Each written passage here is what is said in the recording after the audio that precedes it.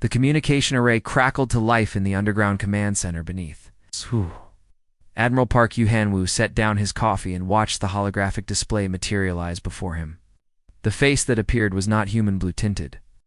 Skin, for eyes arranged in a diamond pattern, and a mouth that seemed too wide for any earthly creature.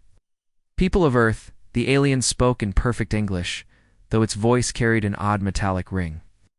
We are the Hegemony Council, representing 12 advanced civilizations of this galaxy.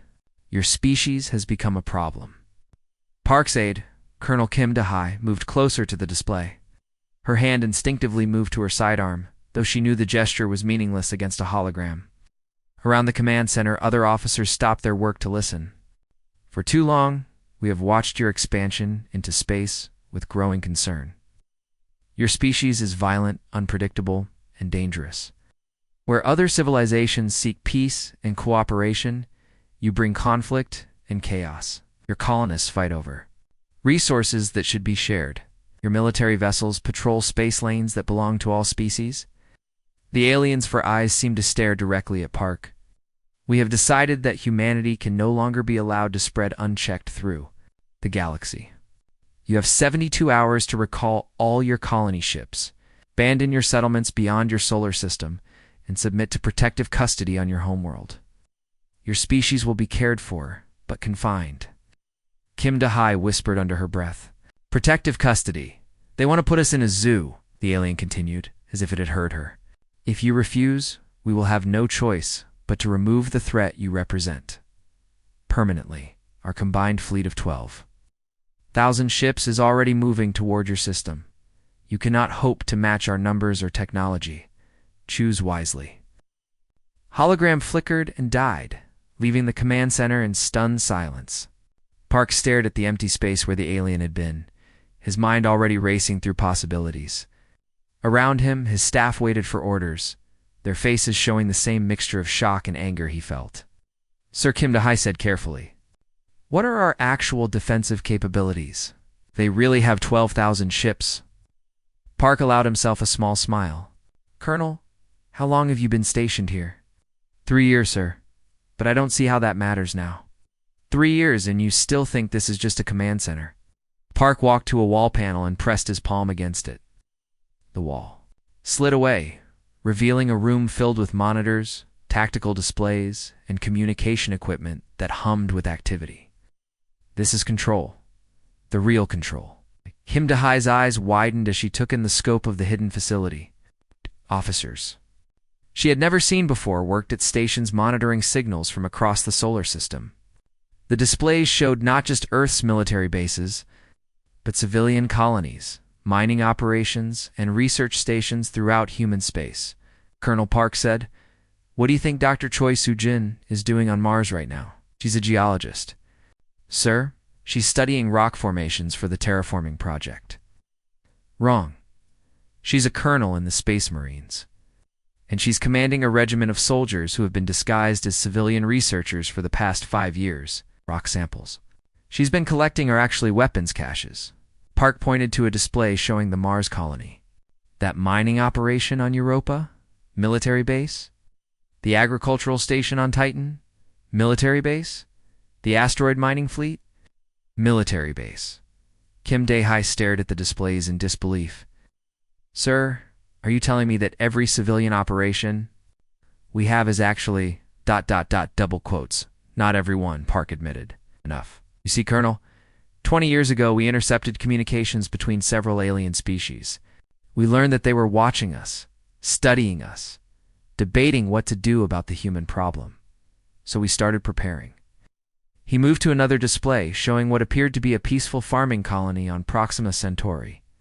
The farmers there? They're actually pilots. They're tractors. They're disguised fighters. They're barns. They're hangar bays. "We've been building a military that looks like a civilian population." But Sir Kim Da-hai protested. "Even if every single one of our people is a soldier, they still outnumber us. 12,000 ships? ... double quotes against how many humans?" Park asked quietly. "How many colonies do we have, Colonel? How many mining operations? How many research stations?" Kim Da-hai thought for a moment. 100, sir. Maybe thousands if you count. All the small outposts. And how many people live and work in space now? 50 million, maybe more. Park nodded. 50 million people who have been training for this day their entire lives. The aliens think they're coming to fight Earth's military. They don't realize they're about to fight our entire species. He turned to his communications officer. Send a message to all stations. Code Omega. Tell them the visitors are coming. And it's time to drop the act. Across the solar system, the message spread like wildfire. On Mars, Dr. Choi Soo-jin put down her geological survey tools and picked up her rifle. In the asteroid belt, mining crews revealed weapon systems that had been hidden inside their equipment. Throughout human space, civilians shed their covers and became what they had always been underneath. Soldiers waiting for war. The aliens had made one critical mistake. They thought humans were just another species to be conquered. They were about to learn that humanity had turned their entire civilization into a weapon. The hegemony fleet dropped out of hyperspace at the edge of Earth's solar system in a formation that had conquered dozens of worlds.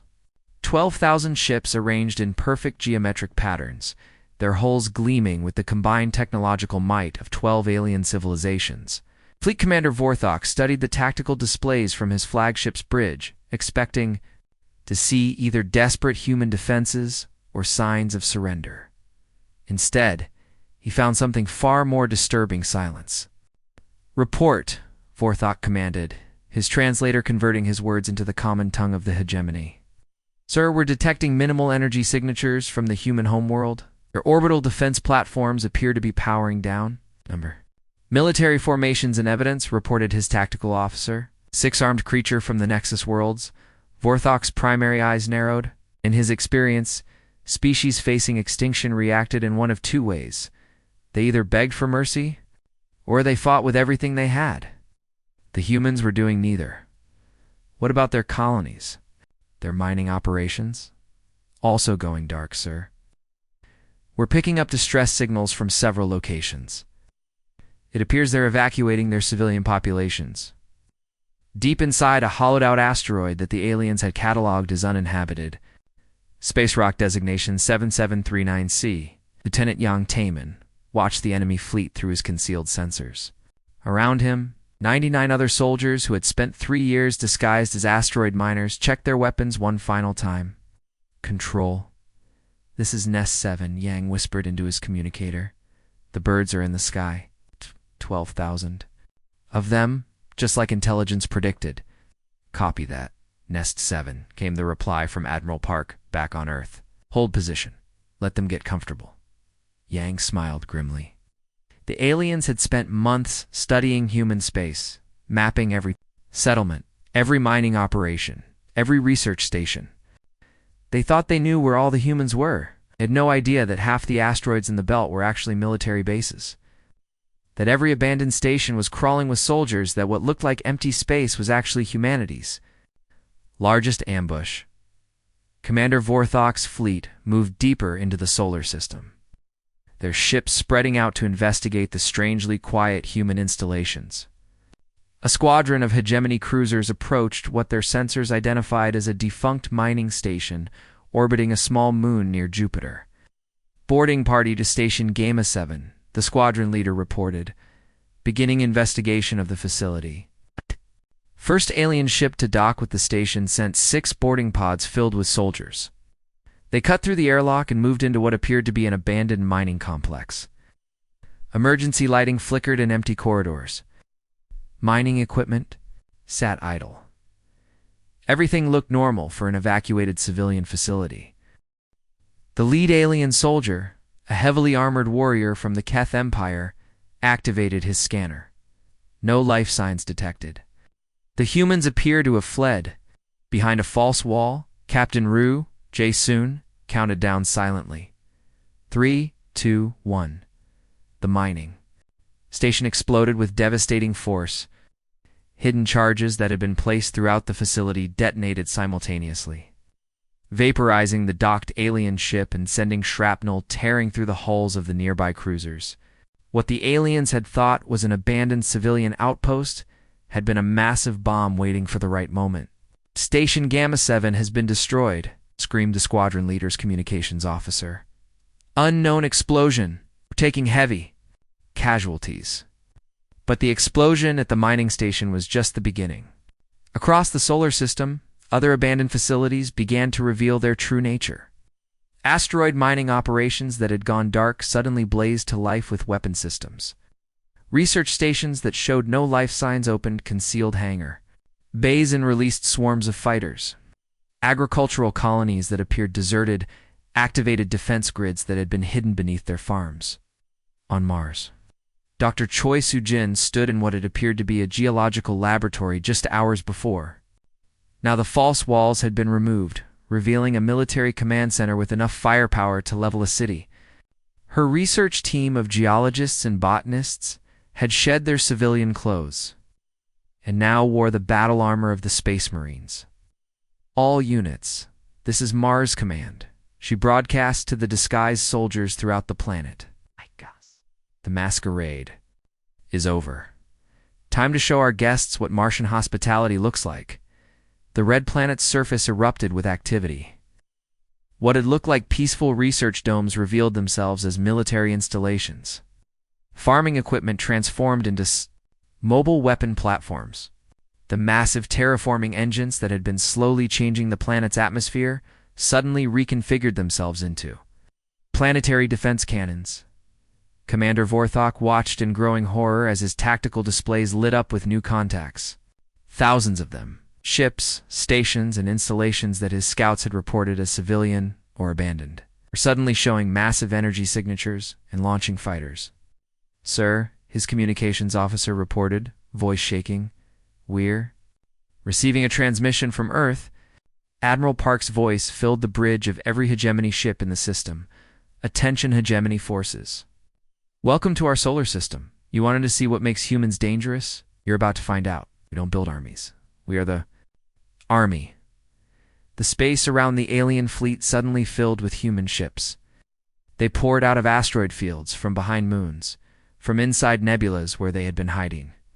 Thousands of fighters, hundreds of cruisers, and dozens of carriers, all of them crewed by people the aliens had thought were miners, farmers, and scientists. The trap had been decades in the making. Now it was time to spring it. Captain Ru, Jae-sung's fighter, screamed out of the shadow of Luna Base, its engines burning bright against the black of space. Behind him, 1,000 other ships emerged from hidden bays carved deep into the moon's surface. To his left and right, more squadrons poured from concealed positions throughout the solar system, from hollowed asteroids, from fake research stations, from mining operations that had never mined anything but trouble for humanity's enemies. "Phoenix Squadron, this is Phoenix Leader," Ru spoke into his communicator.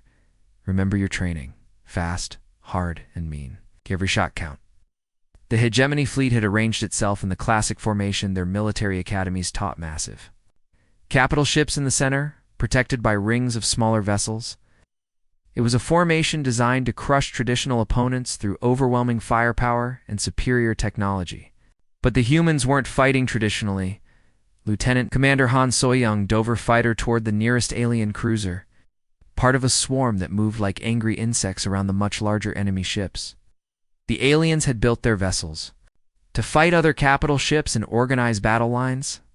They had never faced an enemy that attacked from every direction at once with thousands of small, fast targets.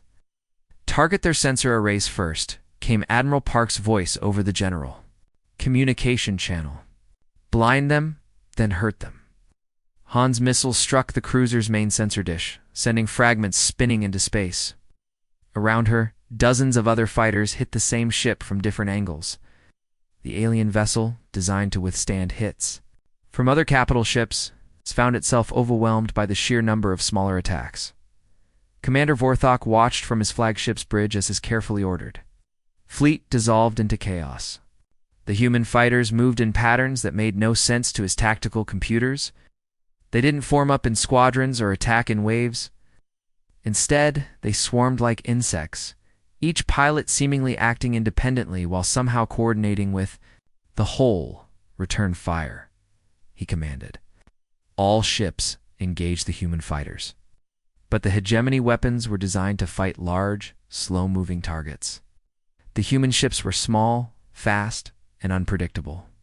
For every fighter the aliens shot down, 3 more seemed to take its place, and the humans fought with a recklessness that terrified the more civilized alien crews.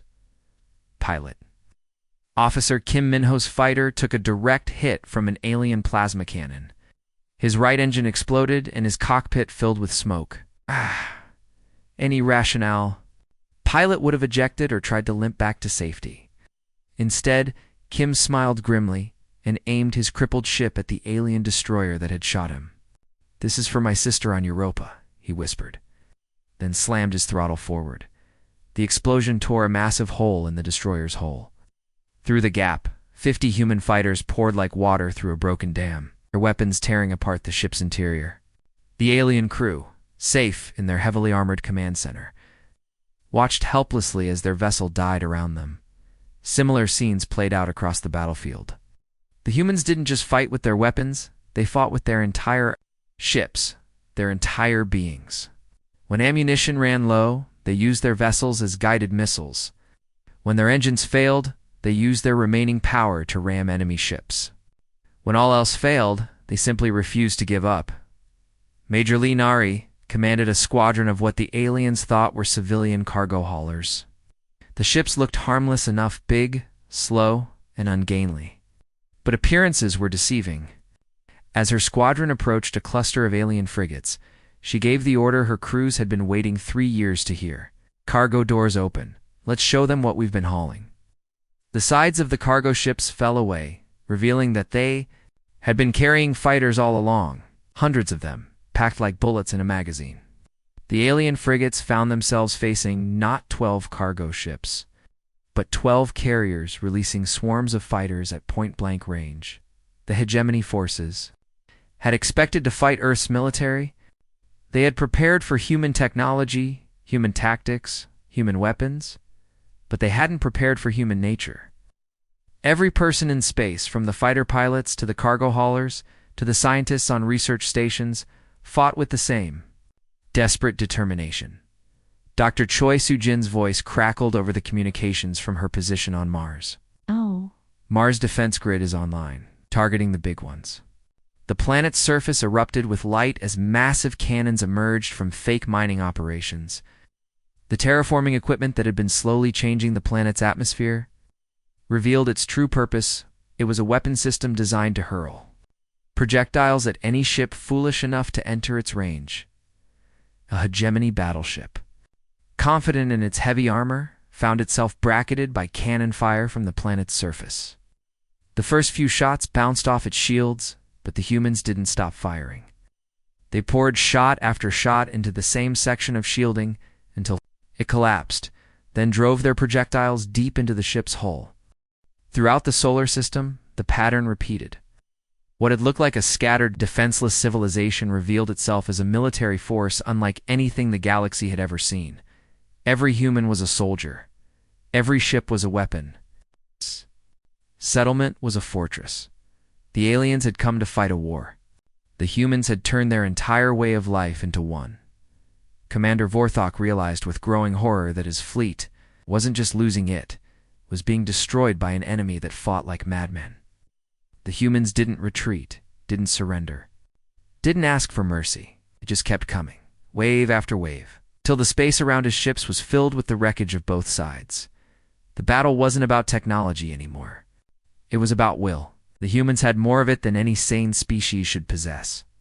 Commander Vorthok's flagship shuddered as another wave of human fighters swept past, their weapons carving deep grooves in the hull.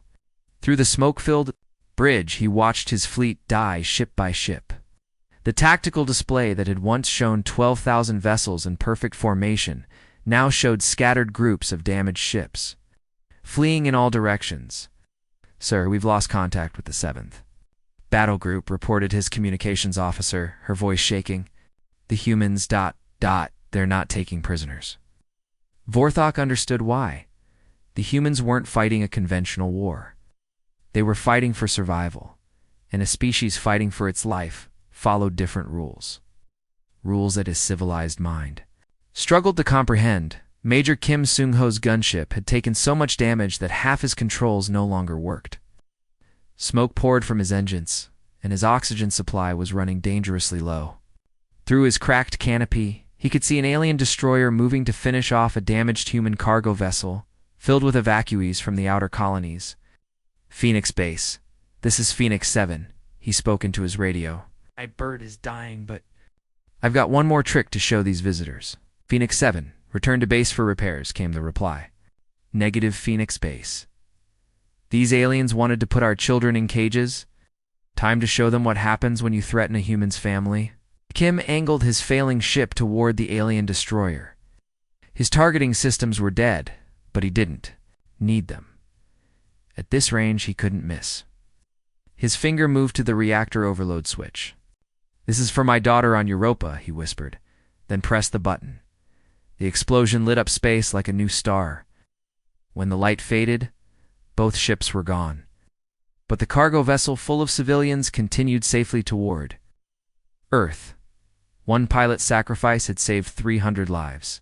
It was a trade the aliens couldn't understand, but one every human accepted without question. Throughout the battlefield, similar scenes played out. Lieutenant Park Jae-hoon's fighter had lost its weapons, so he used his ship as a battering ram. Against an alien cruiser's bridge, Captain Lee Soo-jin's damaged corvette couldn't escape, so she aimed it at the enemy's fuel depot and triggered every explosive she had left. Even the medical ships and supply vessels fought, their crews refusing to surrender even when facing certain death. The hegemony forces had been trained to fight. Other civilized species and nomes who understood concepts like surrender, retreat, and negotiation. But humans seemed to have no interest in any of these ideas. They fought until their ships were destroyed, then kept fighting with whatever they had left. They're insane, whispered Vorthok's tactical officer as another human. Pilot deliberately crashed his burning fighter into a hegemony frigate. They don't even try to save themselves. But Vorthok was beginning to understand something his subordinates missed. The humans weren't insane, they were desperate. And desperate humans were the most dangerous creatures in the galaxy. Dr. Choi. Soo-jin's voice crackled over the communication system from Mars. All stations. This is Mars Command. Enemy reinforcements are moving toward the inner system. Repeat, they're going for Earth. Admiral Park's reply came immediately. All units, priority target, protect the homeworld, whatever it takes. The response was immediate and overwhelming. Every human ship in the system, damaged or not, turned toward the new threat. They didn't form up in proper battle lines or wait for orders. They simply charged at the enemy with everything they had. Colonel Kim Da-hai watched from the command center as thousands of human ships converged on the alien reinforcements. Many of the vessels were already damaged, their crews wounded, their weapons running low on ammunition.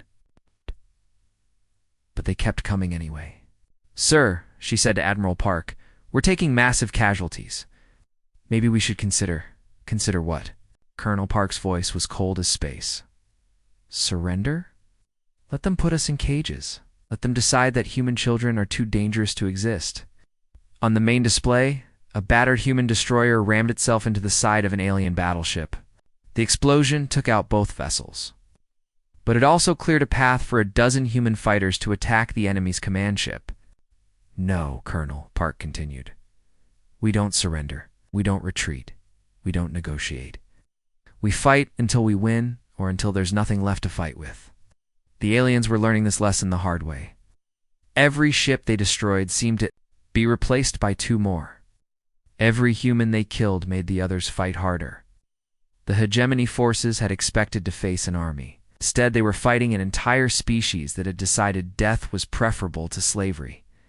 Captain Ryu Jae-sung's squadron had been reduced to 3 ships, but they continued their attack on an alien carrier. His wingman, Lieutenant Yang Taemin, had been flying for 18 hours straight. His ship held together by emergency repairs and sheer determination. Phoenix Leader, my weapons are gone, Yang reported, but I've still got engines. Negative. Phoenix, too. Fall back and, with respect, sir, my family is on that carrier's target list. I'm not falling back. Yang's fighter accelerated toward the alien ship. The enemy's point defense systems opened fire, but the small human vessel was too fast and too determined. It struck the carrier's main hangar bay and exploded, blast chain reacting through the stored fighters and fuel inside. The carrier died in a massive fireball, taking with it the fighters that would have attacked the civilian evacuation ships fleeing Earth's outer colonies. One pilot's sacrifice had saved thousands of lives. This was the lesson the Hegemony Council was learning too late. Humans didn't fight like civilized beings. They fought like cornered animals, using every weapon they had, including themselves. 3 days after the battle began, the last Hegemony ship limped away from Earth's solar system. Commander Vorthok S1's mighty fleet of 12,000 vessels had been reduced to fewer than 300 damaged survivors. They fled into hyperspace, carrying with them a message that would change the galaxy forever. Admiral Park Hyun-woo stood in his command center, watching the final enemy ship disappear from the sensors. Around him, his staff worked quietly, their faces showing the exhaustion of people who had fought for their species' survival. The cost had been enormous. Nearly half of humanity's hidden military had been destroyed in the fighting, but they had won. Sir, Colonel Kim Dae-hai approached with a datapad in her hands. Final casualty reports from all sectors. Park took the pad and studied the numbers. 23,000 human ships destroyed. 140,000. Military personnel killed in action, entire settlements wiped out, colonies that had taken decades to build reduced to debris fields. The price of freedom had been written in blood and fire. And the alien losses? Park asked. 11,700 ships confirmed destroyed. Estimated crew casualties at over 2 million. Kim Dae-hai paused. Sir, we broke them. Completely. Park nodded slowly. The humans had won, but it wasn't the kind of victory that called for celebration. Too many good people had died. Too many families had been torn apart. But the alternative, living in cages under alien rule, had been unthinkable. Sir, his communications officer called out, we're receiving a transmission from the Centauri colonies. They're requesting permission to begin Phase 2 expansion. Park allowed himself a small smile. Even now, with the wreckage of the greatest battle in human history still cooling in space, his people were looking forward, planning for the future. The aliens had tried to stop human expansion, but all they had done was prove that humanity couldn't be caged. Granted, Park said. Tell them to be careful out there. Remind them that we now know we're not alone in the galaxy.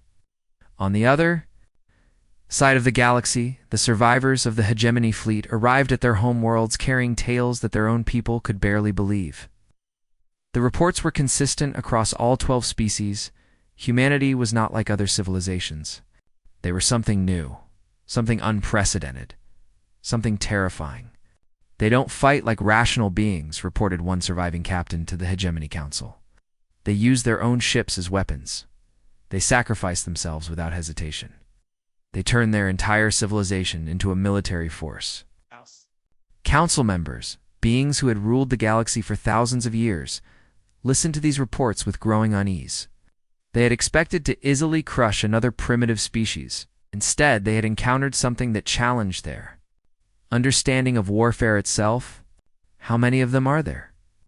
Asked the Council's military advisor. We don't know, came the reply. Every human settlement we attacked turned out to be a military base. Every civilian was actually a soldier. Every ship was actually a weapon. It's as if their entire species exists for war. But the Council was learning something else about humans they didn't want to conquer. Earth's forces had not pursued the fleeing Hegemony ships. They had not attacked alien colonies or demanded tribute. They had simply defended their own space, and then gone back to their normal activities. Dr. Choi Soo-jin stood on the observation deck of the Mars colony, watching as construction crews worked to repair the damage from the battle. The terraforming equipment that had served as planetary defense guns was being converted back to its original purpose. The soldiers who had disguised themselves as researchers were returning to their scientific work. Colonel, her aide approached. We're receiving requests from several other human colonies. Want to know if they should maintain their military disguises. Soo-jin considered this. The secret was out now. The galaxy knew that humanity was not helpless. But that didn't mean they had to advertise their true capabilities. Tell them to maintain cover, she decided. Let the aliens think we're going back to being peaceful farmers and scientists. It will make them more comfortable. The truth was more complex. Humanity would continue to expand, to explore, to build new worlds among the stars. But they would do it on their own terms, with their own rules. The galaxy had learned that humans were not to be trifled with. Captain Rouget-Song was one of the few pilots to survive the entire battle. Sat in the pilot's lounge on Luna Base. He was writing a letter to the families of his squad mates who hadn't made it home. It was the hardest part of command, explaining to parents and spouses why their loved ones had to die. They died so that human children could grow up free, he wrote. They died so that we could continue to reach for the stars. They died so that no one could ever again tell us that we're too dangerous to exist. Admiral Park's final message to the galaxy was simple and direct. It was broadcast on every frequency, translated into every known language, and repeated until every species in the galaxy had heard it. This is Admiral Park Hyun-woo of the Earth's Defense Force. The war is over. Humanity asks for nothing except to be left alone to pursue our destiny among the stars. We have no interest in conquest or domination, but we will defend ourselves with every breath in our bodies. To any species considering aggression against human worlds, remember this day. We are not your enemies unless you make us so. But if you do, you will discover that we are very, very good at being enemies. The message was clear. Humanity was back to exploring the galaxy, but the rules had changed. The next time someone threatened Earth's children, they would find that humans had learned from this war and were ready for the next one.